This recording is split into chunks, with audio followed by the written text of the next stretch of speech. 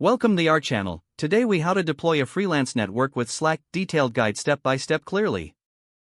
Begin by identifying the purpose of your freelance network. Determine the specific niche or industry you want to focus on. Research your target audience to understand their needs and preferences. Sign up for a Slack account if you haven't done so already. Create a new workspace tailored to your freelance network. Customize your workspace name to reflect the brand of your network. Set up channels based on specific topics or areas of expertise. Consider creating channels for introductions, project opportunities, and general discussions. Invite freelancers to join your workspace by sharing the invitation link. Encourage them to introduce themselves in the appropriate channels. Define clear guidelines and rules for communication within the network. Draft a welcome message that outlines the purpose and benefits of joining. Pin this message in the general channel for easy access. Organize regular events or discussions to engage the community. Utilize polls to gather feedback on topics of interest for future events.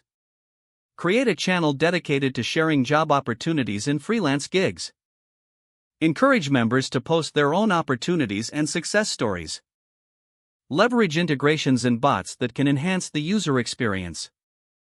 Consider using tools for file sharing and project management within Slack. Establish a mentorship program to foster connections among members.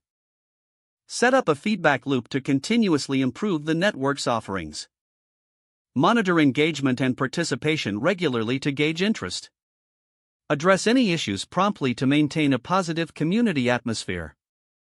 Celebrate milestones and achievements of the network and its members.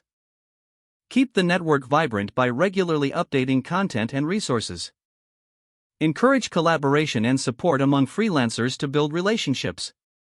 Evaluate the success of the network periodically with surveys or feedback requests.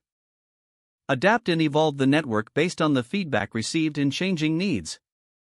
Don't forget to like this video and subscribe to our channel for more step-by-step tech guides.